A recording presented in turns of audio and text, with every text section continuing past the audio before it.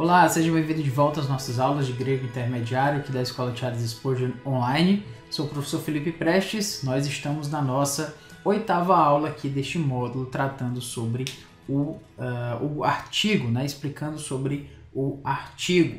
Como você já tem notado, a gente tem trazido aqui algumas ilustrações sobre, na verdade, estamos falando sobre o artigo individualizante, especificamente tratando sobre o anafórico, né?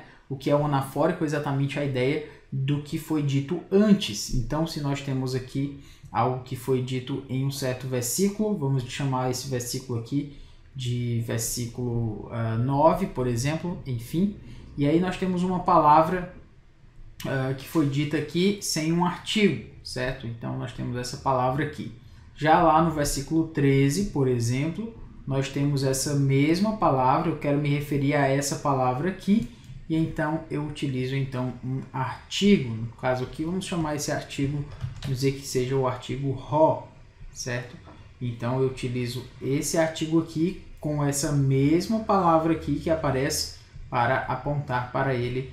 Isso é ser anafórico, né? Anafórico de trazer de volta, de referir-se ao que foi dito anteriormente, aqui no versículo 13, com relação ao versículo 9. Algumas vezes o anafórico é um pouco mais distante, né? A gente pegou até um exemplo em que o referente ao anafórico estava no Antigo Testamento, né? Falando lá do profeta, então três profetas lá, o profeta, o profeta, exatamente mostrando que esse poder de remeter-se ao que foi dito anteriormente, poder bem amplo, né, do artigo, justamente mostrando aí que se está remetendo a um texto de Deuteronômio, sendo que foi falado ali em um texto do Novo Testamento. Essa é a capacidade, né, que nós temos de nos remeter ao que foi dito anteriormente, essa é a capacidade do ser anafórico.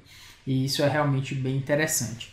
Nessa aula de hoje a gente vai continuar falando sobre isso, traduzindo materiais que falam aí desse anafórico, os exemplos específicos que Daniel Wallace apresenta no seu livro. Isso é bem interessante, porque quando eu estudei grego, especificamente como aluno, inicialmente, e quando eu cheguei no grego intermediário, o meu sonho era que o Daniel Wallace fosse explicado para mim em todos os seus detalhes, né? Obviamente não tinha tempo para isso no semestre. Então, o que se precisava fazer? Se precisava escolher alguns exemplos e era o que dava para fazer dentro daquele contexto, ok? O que foi que a gente acabou fazendo aqui? A gente acaba fazendo aqui nesses nossos vídeos aqui, a gente apresenta cada exemplo, certo? Que o Daniel Wallace apresenta e explica como isso funciona, certo? Não é simplesmente colocar o que está no livro. Obviamente isso você poderia fazer sozinho, mas aqui a nossa ideia é poder traduzir cada versículo e explicar esse fenômeno em cada versículo para que não fique dúvida para você sobre como esse fenômeno funciona, certo? Então é bem mais complexo do que se poderia pensar, né? Na verdade, é uma explicação bem mais acurada, bem mais precisa e detalhada para que você não saia da aula, né, do vídeo, vamos dizer assim, com dúvidas, né, do que se está sendo apresentado. Por isso, é importante que você tenha o livro do Daniel Wallace, né, que você adquira esse livro, para que essas explicações não fiquem só por aqui. Até porque a gente ainda, apesar de serem vários vídeos, mas a gente está fazendo uma ampla explicação deles, mas ainda assim a gente está pegando uma parte de tudo que o Daniel Wallace diz no seu livro. É só uma parte. São as partes que ele apresenta lá com as que aparecem mais no Novo Testamento. Mas certamente existem outras categorias que precisam ser estudadas. E se você não souber como estudá-las, né, exatamente é o que a gente está fazendo aqui, é ensinando você a estudar dentro do livro também. Se você não souber, pode ser que você fique um pouco perdido quando você se deparar com algumas categorias lá do texto. Então, exatamente por isso, precisamos ter esse cuidado, apresentar o texto de uma forma cuidadosa, versículo por versículo que foi apresentado ali no livro, para que a gente não se perca e não tenha dúvidas sobre como estudar isso e especialmente, né, como a gente pode aplicar dentro da nossa própria análise, dentro da nossa própria exegese do Novo Testamento, que é exatamente o fim, né, o propósito pelo qual a gente está estudando aqui o grego de uma forma mais intermediária. Se não é esse propósito, então não haveria outro. O propósito de exegese, o propósito de uma análise mais profunda ali do que se está sendo colocado, ok? Muito bem. Tendo explicado isso, vamos aqui então para o nosso primeiro exemplo, ok? Primeiro exemplo aqui de Romanos 6, no versículo 4. Vamos aqui. Sinetraphemen auto diatu baptismatos eiston thanaton hina hosper egethe Christos ek necron diates doxes tu patros hutos kai remeis en kai noteti zoes peripatesomen. O texto aqui de Romanos 6, versículo 4. Fomos, pois, sepultados com ele na morte pelo batismo, para que, como Cristo foi ressuscitado dentre os mortos pela glória do Pai, assim também amemos nós em novidade de vida. Vamos aqui traduzir esse texto, certo? Um texto interessante, uma palavra interessante aqui, né? É a palavra sepultados, né? Fomos sepultados, é uma palavra que pelo jeito aparece só uma vez no Novo Testamento. Deixa-me procurar aqui. Não, duas vezes aparece aqui em Romanos 6 e aparece também em Colossenses 2, mas somente duas vezes dentro do Novo Testamento. Deixa-me certificar disso aqui. É isso mesmo, Colossenses 2,12, o texto lá de tendo sido sepultados juntamente com ele, Colossenses 2,12, né?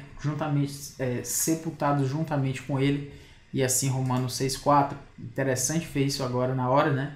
Exatamente porque eu tenho acesso aqui a essa formatação de aula para que a gente possa já saber aqui quantas vezes essa palavra aparece. Então, sinetaphemen, desculpe, quase não sai, né? O verbo é o verbo synthaptomai, que tem a ver com ser sepultado. Então, sepultados com ele, certo? Veja o sin aqui, certo? O sin é justamente a ideia de com, né? De junto com, né? Então, com ele, o sin, e etaphemen é a ideia de sepultados, certo? Inclusive, né, o thaptomai, o verbo aqui, thaptomai, lembra de, a gente pode lembrar de epitáfio, de repente, poderia dar uma olhada aí, mas enfim. Então, sepultados com ele, pois, certo? O fomos aqui é pela própria formatação do verbo. O verbo está aí no aoristo, né? E neste caso nos indica uma ação que foi cuja perspectiva, né? O autor está trazendo essa perspectiva aí, e apesar, inclusive dentro do contexto do que foi feito anteriormente, né? No passado. Então fomos sepultados com ele, autor, né? Exatamente com ele.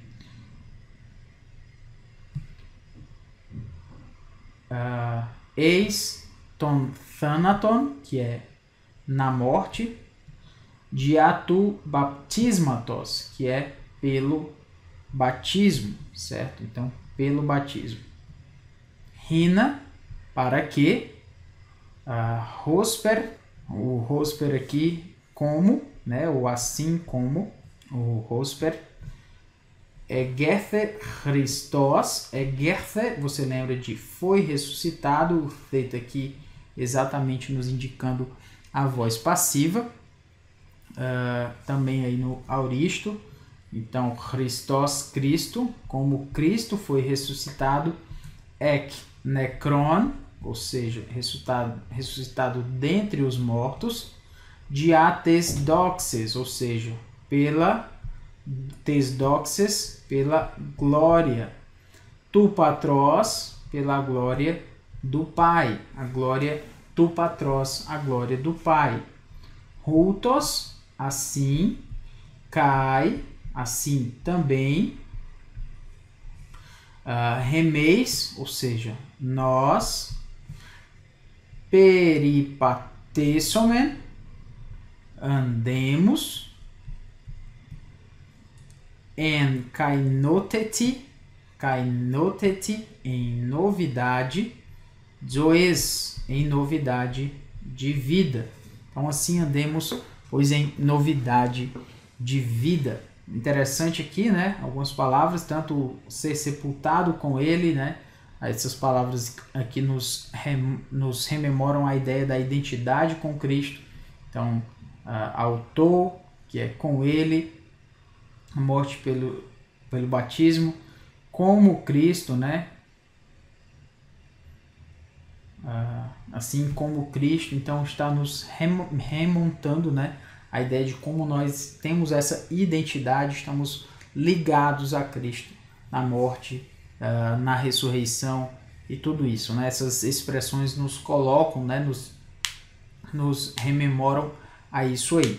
Uma outra palavra importante, como você vê aqui, palavra doxes, diates doxes, né? Tem inclusive um artigo, mais um outro assunto aí, pela glória do Pai, certo? Doxes, doxa, palavra para glória, palavra bem importante, a glória do Pai. Assim também, e nós andemos em novidade, né? Palavra interessante também, quantas vezes essa palavra aparece no Novo Testamento. 4 vezes, 2 vezes em Romanos. Na verdade, no Novo Testamento só 2 vezes, as outras 2 vezes é na Septuaginta, né? A outra vez que ela aparece, além de Romanos 6,4, é em Romanos 7,6, quando diz que, porém, libertados da lei, estamos mortos para aquilo que estávamos sujeitos, de modo que servimos em novidade de espírito, certo? Novidade de espírito e não na caducidade da letra, né? Texto lá de Romanos 7,6, em que a palavra kainoteti também aparece. Às vezes aparecem umas palavras, você pode lembrar de kainos, que é de novo, né? Então kainoteti, novidade, mas o que eu quero rememorar com isso aqui é justamente porque existem algumas palavras que quando você vê, você nota que elas são que elas não são tão comuns assim. Quando a gente tem um acesso mais frequente ao texto grego, algumas palavras parecem não ser tão comuns assim para a gente. Então, exatamente por isso, vale a pena a gente olhar quantas outras vezes aparece. Aí, como eu desconfiei, será uma palavra um tanto não comum, ela realmente só aparece 2 vezes, mas você pode ter uma ideia dela a partir da ideia de kainos, que é novo, né? E kainos já aparece mais vezes. Muito bem, o que eu quero chamar a sua atenção aqui também é para o nosso artigo, né? Tu baptismatos, pelo batismo. Aí ele está falando de um batismo e ele utiliza o artigo, supondo que ele está apontando de alguma forma para o que foi dito anteriormente, sendo esse artigo anafórico, né? Deve ter uma razão. O ponto aqui não é que a gente tem que forçar que esse artigo seja anafórico, mas de alguma forma ele precisa se mostrar, precisa se aparecer a sua razão de estar aí. E a razão neste caso, já que ele está falando de batismo, esse batismo ele tem que ter... Que batismo é esse? Por que ele utilizou esse artigo? Esse batismo é conhecido, esse batismo já é o batismo, só que tem um batismo que pode ser chamado de batismo, existem outros, e esse é o único que realmente merece esse nome. Bom, a gente precisa ter uma razão para ele. Qual é a razão? E isso então nos leva aqui para o versículo 3, né? A gente estava no versículo 4, e agora quando a gente vai para o versículo 3, o que a gente nota aqui? A gente vai traduzir, então, e agnoiete hoti hossoi ebaptisthemen eis Christon Iesun eston thanaton autu ebaptisthemen. Ou porventura ignorais que todos nós que fomos batizados em Cristo Jesus fomos batizados na sua morte. Vamos então traduzir aqui. O porventura, né, seria a ideia, ou será que fazem isso, né? Então, porventura é uma inclusão aí do tradutor, ou, o hot aqui, o que, né? Agnoiete é a palavra ignorais, certo? Agnoiete, ignorais, não saber, né? Não estar ciente ou simplesmente ignorar. Será que vocês ignoram, né? Ignoram o que? Hot, então que. Ignoram que. Hossoi, ou seja, todos nós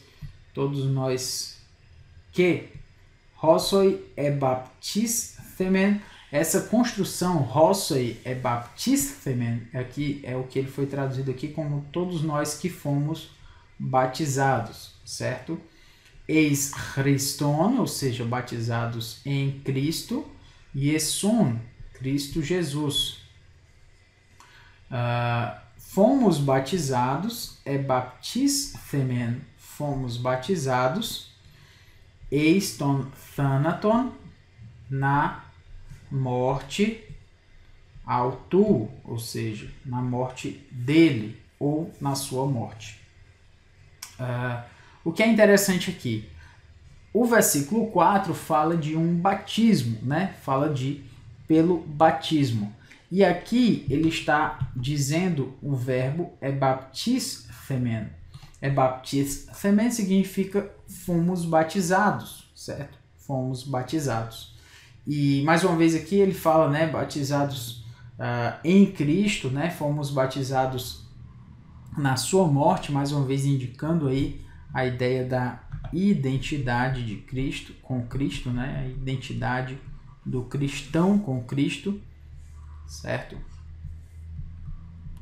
Com Cristo, que é um outro assunto bem interessante da teologia sistemática, mas enfim. O que é que eu quero chamar a atenção aqui também? A referência prévia ao batismo, no versículo 3, é o verbo ebaptisthemen. Então, o artigo anafórico, tu, melhor colocando aqui, tu baptismatos, o batismo, ou pelo batismo, o artigo anafórico, portanto, pode se remeter não somente a um sinônimo, como a gente colocou antes, né?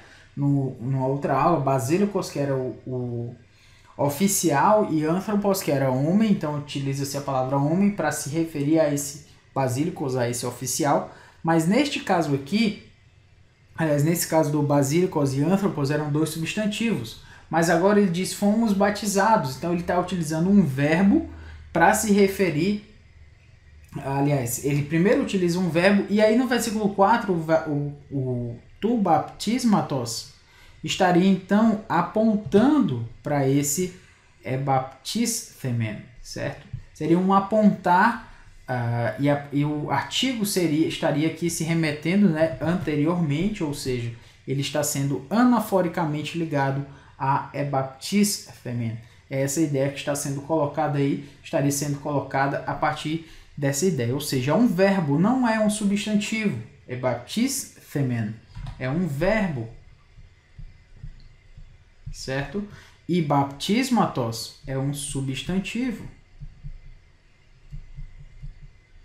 E o que liga, né, o elo, aí é exatamente o artigo. É o artigo que nos faz entender que baptismatos está se referindo ao ebaptisthemen, do versículo 3, certo? Então, é uma palavra, obviamente, né, que não é substantival, é um verbo, mas o artigo junto antes do substantivo aqui se refere a ela nesse sentido, sendo anafórico, certo? Um outro texto aqui E esse é um outro texto interessante, a gente vai começar a explicá-lo na próxima aula, a gente vai concluir essa explicação, mas antes de falar mais sobre o texto, vamos traduzi-lo que é melhor, né? E aí depois a gente apresenta a explicação sobre ele, certo? Vamos lá. Vamos lá. Tito ófelos adelphoimou, ean pistin legetis erga de me dinati repistis sosai auton, ou seja, meus irmãos, qual é o proveito se alguém disser que tem fé, mas não tiver obras? Pode acaso semelhante fé salvá-lo, ou essa semelhante fé salvá-lo? A gente vai explicar melhor, mas vamos aqui. Adelphoimou, ou seja, meus irmãos. Tito ófelos, né? Qual é o proveito, certo? O bom, qual é o bem disso, né? Qual é o proveito? Palavra ófelos, talvez de onde venha a palavra Ofélia, né? Vem de bem. E ela aparece só em em Tiago 2:14, Tiago 2:16 também. Que proveito virá dali, né? E algum de vós lhes disser, ide em paz, aquentai-vos e fartai-vos, e lhes não deres as coisas necessárias para o corpo. Que proveito, né? Ófelos, né? Ófelos, melhor dizendo. Então, mais uma vez aqui no versículo 16, ele está se remetendo a esse proveito e dizendo qual é o bom disso, né? Qual é o bem disso? Qual é o bem que isso vai trazer? Em 1 Coríntios 15:32, se como homem lutei em Éfeso com feras, que me aproveita isso, se os mortos não ressuscitam dos mortos? Aliás, se os mortos não ressuscitam, comamos e bebamos, que amanhã morreremos novamente. A palavra ófelos aí aparece, só para a gente entender, né, qual é o proveito disso, entender por que ele foi assim traduzido, ok? Palavrinha que aparece 3 vezes aqui no Novo Testamento.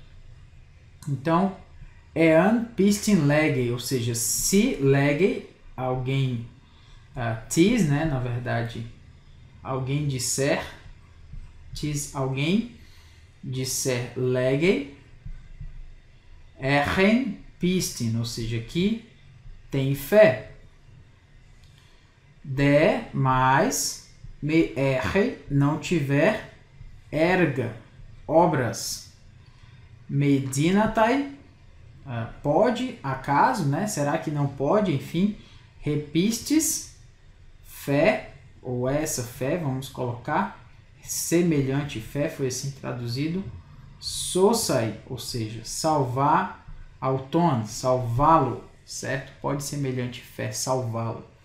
Então, como é que Daniel Wallace explica esse ponto aqui? Ele diz, né? O autor introduz seu tópico, fé sem obras. É disso que ele está falando. Então, ele segue, né, esse argumento com uma resposta, questionando se esse tipo, com uma pergunta, melhor dizendo, questionando se esse tipo de fé é capaz de salvar. Semelhante fé pode salvá-lo? Essa fé pode salvá-lo? Enfim. O uso do artigo tanto aponta de volta para um certo tipo de fé, né? Essa fé que foi falada antes, como definida pelo autor, quanto é usado também para particularizar um substantivo abstrato, né? Ou seja, conceitualizar um artigo abstrato, essa fé. Então ele está conceitualizando fé. Fé é um ato também, né? Enfim, mas ele está conceitualizando, está falando dessa fé, então ele vai falar a fé. Com isso ele precisa de um artigo para conceitualizar isso, mas também de uma certa forma ser anafórico. É esse o ponto aqui colocado, certo? Então ele diz, medinatai repistis sosai auton, né? Ou seja, pode ser semelhante essa fé. Será que essa fé pode salvá-lo? Então, contra um grande número de comentaristas, Rhodes, comentarista, né, teólogo, argumenta que o artigo não é anafórico, já que se fosse assim, o termo pistis, articular, ou seja, com o artigo, nos versos subsequentes, posteriores, também se remeteriam de volta a essa fé sem obras, certo? ele traduz o texto simplesmente como fé não pode salvá-lo. Pode, uma fé pode salvá-lo. Pode. O que ele está querendo dizer aqui? É que se nós traduzirmos semelhante fé, ou essa fé, aquilo que foi dito anteriormente, então toda vez que se remetesse a pistes, né, a fé como articular, seria essa fé sem obras que ele estaria se remetendo, certo? Já que ele está falando agora de uma fé sem obras, os versos depois que se falassem de fé como artigo, então se estaria falando de uma fé sem obras. E para ele, Rhodes, isso não faria sentido, obviamente, porque aí, Tiago, toda vez que falasse fé, ele estaria falando de fé sem obras, de uma fé inoperante. Bom, o argumento de Rhodes não pode Tiago estar falando de uma fé sem obras depois do versículo 14. Então esse repistes não pode ser anafórico a uma fé, a fé que foi colocada anteriormente, certo? Então esse é o início da explicação. No próximo vídeo a gente vai explicar melhor, assim, de forma mais pormenorizada, como esse problema, vamos dizer, exegético pode ser resolvido, tá bom? Então é isso, um grande abraço e até a próxima aula. Não perca a explicação de Tiago 2,14. Valeu!